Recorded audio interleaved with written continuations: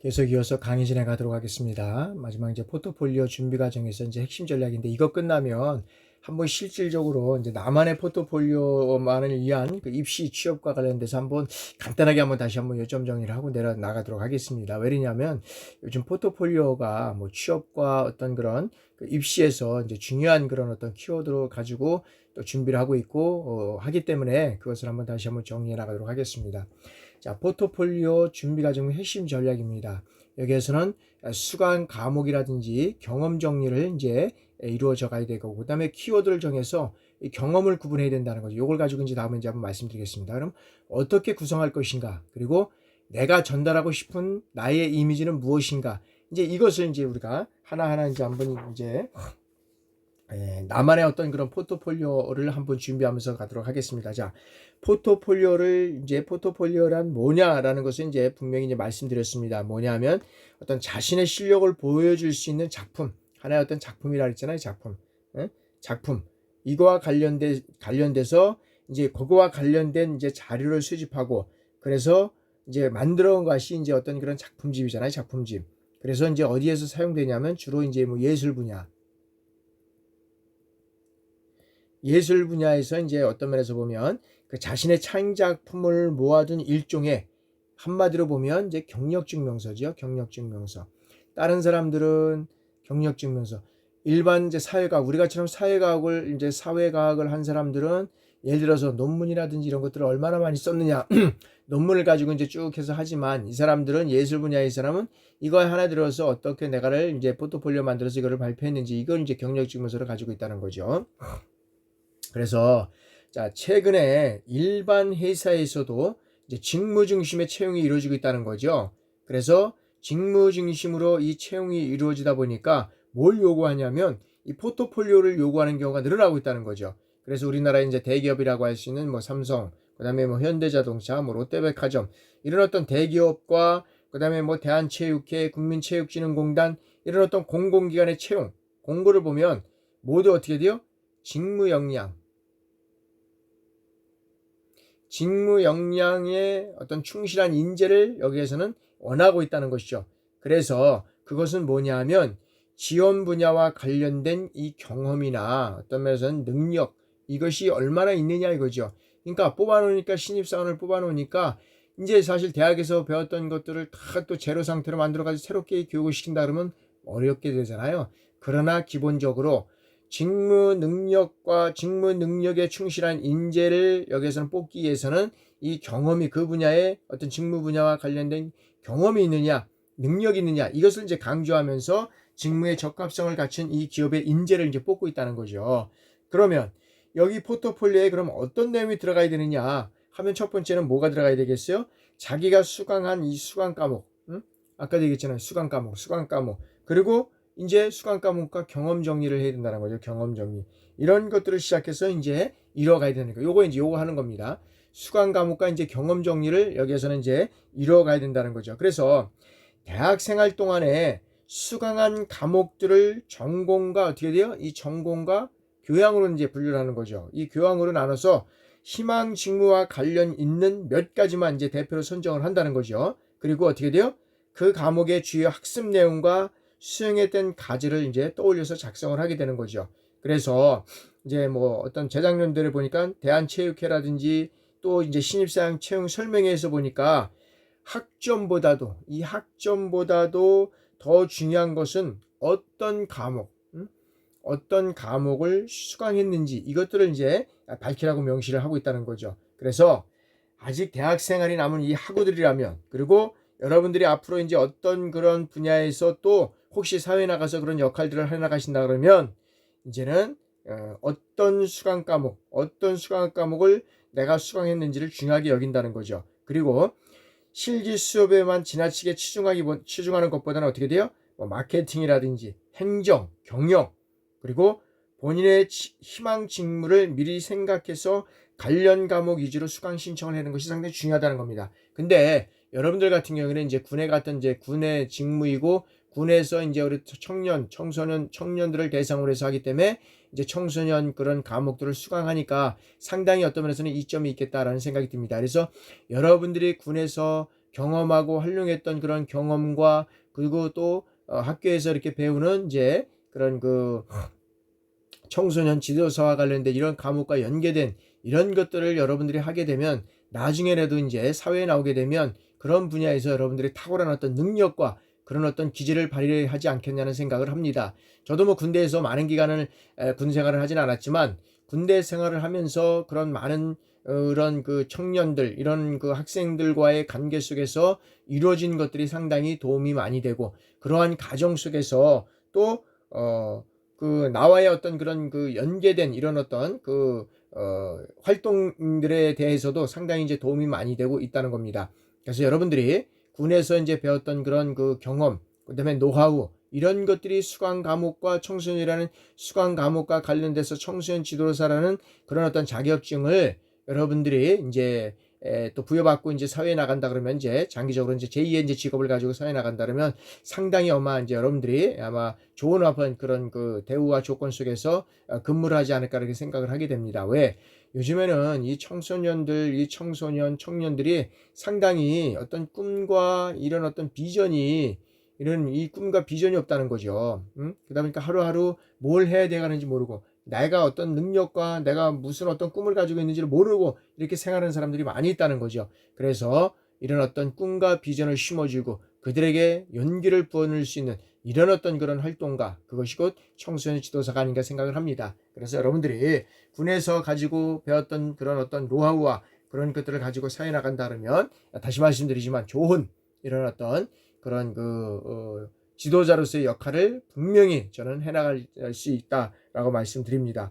그래서 이런 이제 어떤 그런 그 첫 번째 이제 이런 수강 과목과 이런 것들을 정리해 보는 것이 이제 필요하고, 그다음에 두 번째는 뭐냐면 이 키워드를 이제 통해서 이제 경험 정리 단계에서 이제 몇 가지 핵심 전략을 이제 짚어 본다는 거죠. 그러면 자, 이때 단순히 어떤 활동을 했는지 나열하기보다는 그때 뭐예요? 이런 나열하는 게 중요한 것이 아니죠. 그래서 그 활동을 한 이유, 이 활동을 하게 된 이유가 뭐냐? 그 다음에 목적, 여기에서 나의 역할은 뭐냐? 이런 것들이 상당히 이제 구체적으로 이제 활동을 이제 또 적고, 그 다음에 함께한 사람과 장소, 그리고 결과에 따라서 육가 원칙에 따라 이 내용이 들어간다면 그 중에서도 가장 중요한 것은 뭐냐면 해당 경험을 통해서 얻은 성과라는 거지. 이런 경험을 통해서 얻은 성과가 뭐냐. 그래서 내가 무엇을 했느냐가 중요한 것이 아니라 그래 그런 것들을 했는데 거기에 따라서 어떤 성과 나에게는 어떤 것들의 점이 있었느냐 뭐 이런 것들을 물어보는 거죠. 그래서 이제 그런 거죠. 이제 뭐 저희 그 자녀들 중에서 저도 이제 뭐 남자아이만 두 명이 있기 때문에 이제 작은 아이가 군대를 갔다 오면서 이제 큰 아이도 군대를 갔다 왔지만 작은 아이가 군대 갔다 오면서 이제 레바논 파병을 갔다 왔습니다. 레바논 파병 이제 레바논에 이제 파병을 갔다 왔는데 파병을 갔다 오면 이제 그 뭐 장교들이나 이제 부사관들이나 하면서 이제 그 그래도 간부들하고 이제 많이 활동을 하잖아요. 그런 것들이 이제 얘가 이제 직장 생활을 하면서도 대학을 졸업하기 바로 이제 졸업하기 전에 이제 취업을 했는데 그런 것들이 상당히 도움이 됐던 것 같아요. 그래서 그래 네가 내가 파병 가는데 파병에서 어떤 성과를 너에게는 있느냐. 그러다 보니까 내가 힘들고 어려운 과정 속에서도 이러한 과정을 통해서 나에게는 어떤 면에서 보면 또 새롭게 시작할 수 있고 그것을 또 뛰어넘어서 다른 어떤 그런 것들을 또 이뤄갈 수 있는 이런 어떤 성과를 얻었다. 뭐 이렇게 이제 뭐 얘기를 하고 그다음에 이제 또 대학에서 이제 그 또 이제 저기 그 사회에 관련된 이제 봉사 단체가 이제 대학에 이제 있습니다. 그 대학에서 이제 가가지고 그다음에 이제 저쪽에 그 어디냐면은 그 말 타는 지역 이제 그쪽에 이제 가서 한번 봉사를 했던 것 같아요. 이제 그런 내용들이 상당히 이제 아마 도움이 많이 됐던 것 같아요. 그러니까 뭘 했느냐가 중요한 것이 아니라 이러한 것들을 네가 했는데 그것을 통해서 너에게는 어떤 성과를 가져왔는지, 네가 이룬 성과는 뭐고 앞으로 해야 할 것은 뭔지 뭐 이런 것들을 이제 묻는 거죠. 그러면 그 회사에서도 어떻게 돼요? 그런 것들을 통해서 이 친구는 지금 당장 이런 과목을 통해서 조금 보완이 된다 그러면 이런 비전과 꿈을 갖고 있고 이런 어려운 상황과 여건 속에서도 충분히 이것을 이뤄갈 수 있구나라고 해서 이제 비전을 뽑는 거죠. 그런 것들이 상당히 중요하다라는 거죠. 그래서 이 해당 경험을 통해서 이제 그런 어떤 성과를 중요하게 여긴다는 거죠. 그래서 여기에서는 어떤 경험마다 이 키워드를 정해서 구분하는 과정을 거칠 필요를 우리가 이제 있다는 거죠. 그래서 여러 가지 어떤 것들을 통해서 그런 것들이 이제 이루어가는 것이 이제 상당히 이제 중요하다고 느끼는 것이고, 그러면 이제 이런 것들을 통해서 핵심 전략은 어떻게 구성할 것인가라는 거 이제 그 다음에 이제 정해 놓는 거죠. 그래서 이 경험들을 바탕으로 해서 어떻게 이 포트폴리오를 구성할지를 이제는 고안해 보는 단계가 이제 여기에 이제 포트폴리오 정확한 이제 구성 단계죠. 그래서 이 과정에서 포트폴리오에 담은 어떤 구체적인 내용을 이제는 선정을 하게 된다는 거죠. 그래서 이 포트폴리오의 어떤 기본적인 틀은 어떻게 돼요? 표지와 목차, 그 다음에 어떤 기본 신상, 이런 것들을 담은 개인 프로필, 스토리, 주요 경험, 요약, 이런 것들이 중요하다는 거죠. 그래서 직무와 연관성이 있다면 어떻게 돼요? 전공 소개도 이제는 추가할 수 있다는 겁니다. 그래서 표지와 목차는 어떻게 돼요? 마지막에 완성해도 된다는 거. 이제 쭉 작성해 놓고 마지막에 이제 표지를 완성해도 된다는 거죠. 그래서 먼저 해야 할 것은 뭐냐면 이 세부 페이지, 이제 스케치라는 거죠, 스케치. 그래서 A4 용지에 연필을 들고 어떻게 돼요? 이 개인 프로필부터 시작해서 어떤 내용을 어떤 순서로 어떻게 구성할 것인지 직접 이리저리 어떻게 돼요? 그려보는 이런 단계가 이제는 어떻게 구성할 것인가라는 게 중요한 거죠. 그러니까 나의 인생에 있어서도 나의 인생은 어떤 목표를 살고 목표를 가지고 갈 것이냐, 그냥 정말 스케치 그냥 그 북에 이제 내가 이제 스케치를 쓴 거, 내가 하고 싶은 것들, 내가 정말 하고 싶은 것들, 내가 이루고 싶은 것들, 내가 또 어떤 면에서 보면은 하고 싶은 뭐 여러 가지 어떤 내용들이 쭉 한번 적어 보는 거죠. 그래서 나의 삶을 통해서 앞으로는 어떤 것이 나에게 맞고 내가 해야 될 역할이냐, 이런 것들이 이제 이게 나오게 된다는 거죠. 그래서 이제 이런 것들이 본인이 이제 이런 어떤 여러 가지 어떤 이제 그 포트폴리오를 통해서 이제 뭐 이제 내가 이제 이러이러한 것들을 가지고 이제 어떤 이제 내용을 가지고 이리저리 이제 그려보는 것이 스케치 단계잖아요. 어떤 구성할 것인가, 이거를 통해서 최대한 내가 지원하고자 하는 분야, 그 다음에 직무와 관련된 어떤 경험, 그 다음에 자신이 가지고 있는 장점, 이런 것들을 사용을 해서 이제는 활용을 해서 이제 이제 최대한 이제 지원하고자 하는 분야와 직무, 뭐 이런 것들을 이제 고려해서 효과적으로 전달할 수 있게 돼야 되는데, 그냥 나열하면 안 되는 거죠. 이것도 간결하게 담아내야 되는 것이 중요하다는 거죠. 그래서 시각 자료를 많이 활용하고, 그 다음에 이 내용은 어떻게 돼요? 마침표를 찍는 문장이나 어떤 긴 글보다는 어떻게 돼요? 하나하나의 단어로 딱딱 끝나는 것이 중요하다는 거죠. 그래서 한눈에 바라볼 수 있는 것들이 이 안에 다 이루어져 가는 것이 상당히 중요하다. 그러니까 어떻게 구성할 것인가는 이렇게 되는 것이 중요하다라고 하는 거죠. 그리고 자, 내가 전달하고 싶은 나의 이미지는 무엇이냐?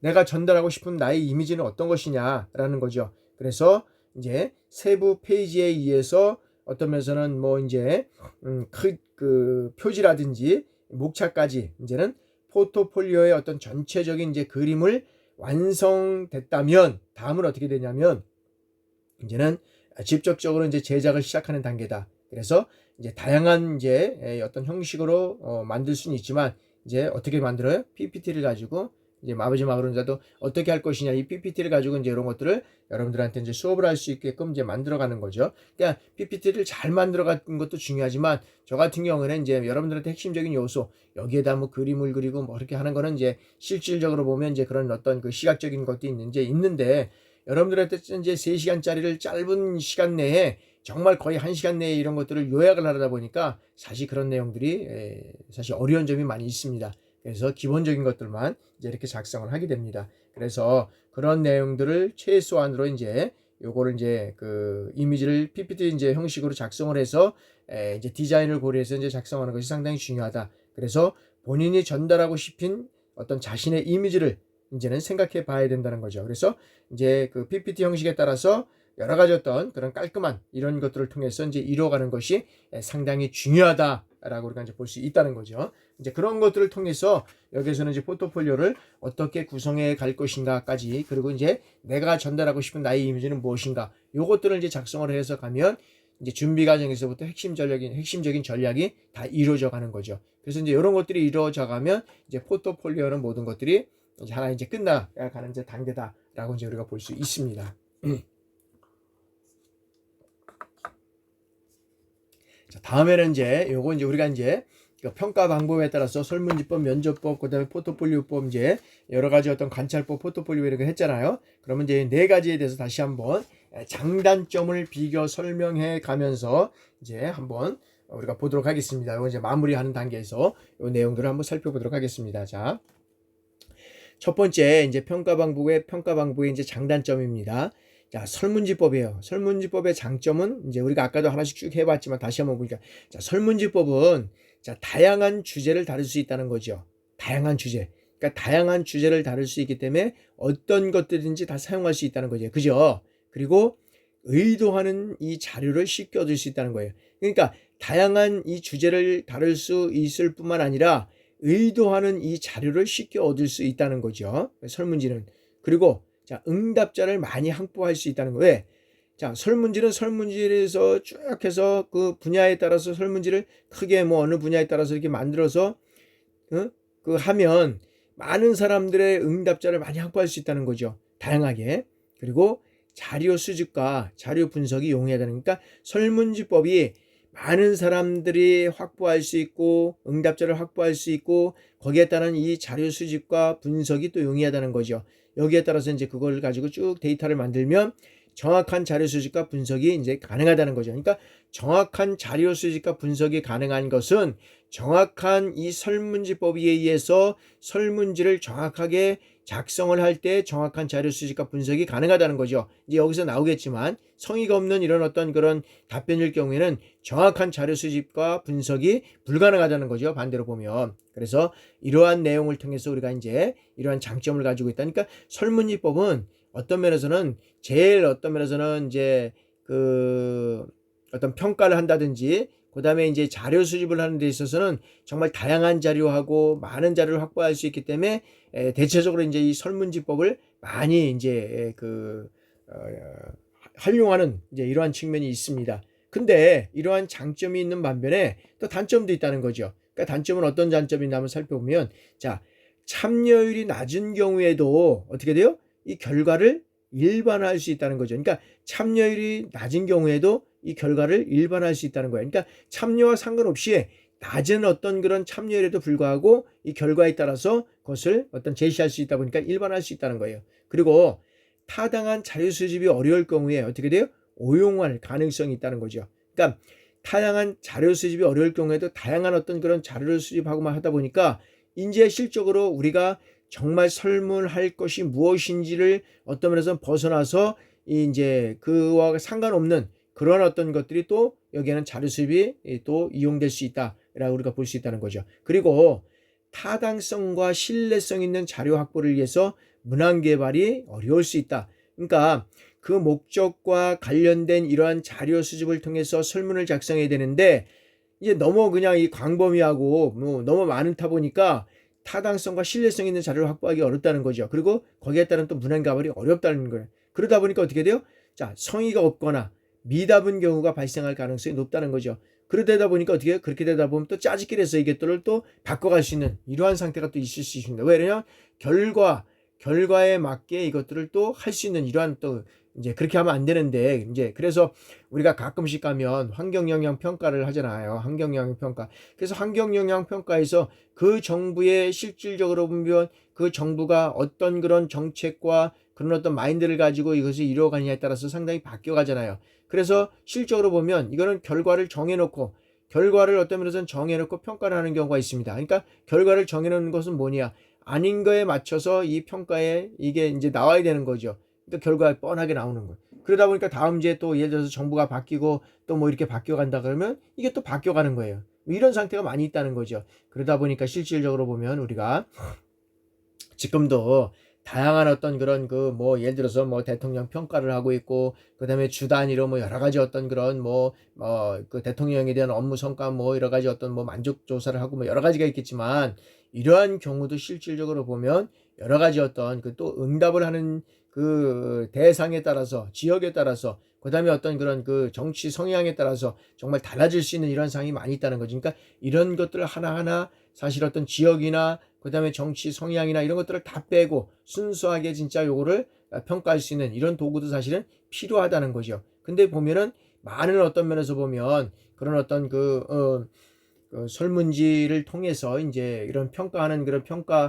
이런 기관들이 너무나 뭐 사실은 또 열악하고 거기에 또 맞게 이런 평가를 하는 경우가 많이 이제 있는 것을 보게 됩니다. 그래서 이제 이것들 좀 보완해 나갈 필요가 있다라고 이제 우리가 볼 수 있다는 거죠. 자, 다음에는 이제 이 면접법입니다. 면접법. 자, 면접법은 우리가 이제 설문지법에 이제 조금씩 보완이 되면서 더 이제 어떤 면에서 이제 심층적인 일이 자료 확보가 가능하다는 거죠. 그러니까 다양한 자료보다는 거기에 맞는 이런 심층적 자료 확보가 가능하다는 거죠. 그리고 면접 대상이나 이 면접 상황에 따라서 질문을 유연하게 이제 우리가 할 수 있다는 거 아까 말씀드렸잖아요. 대상이나 상황에 따라서 유연하게 우리가 이제 이런 질문을 할 수 있다는 것이고, 그 다음에 면접 대상의 정서와 태도 이런 것들도 파악할 수 있다는 거죠. 그러니까 실질적으로 면접을 해서 이 사람들의 어떤 그런 평가를 해보면 그 사람의 어떤 정서라든지 그 사람의 어떤 태도, 인성 이런 것들이 이제 파악이 가능하다는 거예요. 그러나 설문지법에서 이런 것들을 하다 보면 그런 것들이 정확하게 우리가 파악을 할 수는 없죠. 그죠? 평가만 하다 보니까. 그리고 면접 대상의 내면도 우리가 파악이 가능하다. 그러니까 어떤 면에서 보면 이런 어떤 실질적인 대면을 통해서 어떤 그 평가 대상자의 어떤 그런 내면적인 이런 어떤 실제로 보면 내면이라는 것들은 어떤 정서지만 인성적인 면도 우리가 평가가 가능하다라고 우리가 볼 수 있다는 거죠. 그러나 이제 단점은 뭐냐면 이 면접 대상과의 이 친밀감이 형성이 어렵고 그 다음에 많은 시간이 소요되는 거니까 그러니까 친밀감이 형성될까지는 시간이 많이 걸리고 그 다음에 이것이 형성되지 않고 단순하게 우리가 평가를 하게 된다 그러면 그 평가가 또 정확하게 이루어지지 않는 경우도 있습니다. 왜? 사람에 따라서 어떤 면에서 보면은 그 대면적인 어떤 그런 예를 들어서 인성 뭐 대면적인 그리고 사람과의 상황 속에서 활동적인 있는 사람 그 내면 어떤 그 내성적인 성격이 있잖아요. 뭐 그거에 따라서도 사실은 어떤 면에서는 달라질 수 있는 이런 거기 때문에 그것이 이제 시간이 많이 들고 또 그리고 자 면접 대상의 진솔한 응답의 얻기가 사실 어려운 경우도 있다는 거죠. 이럴 경우에는. 그리고 실적으로 보면 이제 그거를 이제 어떤 면에서 보면은 심층적인 면접을 통해서 계속적으로 이루어지면 이런 것들이 이제 발견될 수 있지만 이제 시간에 쫓기고 뭐 이렇게 되다 보면 진솔한 응답이 얻기 어려운 경우도 있다.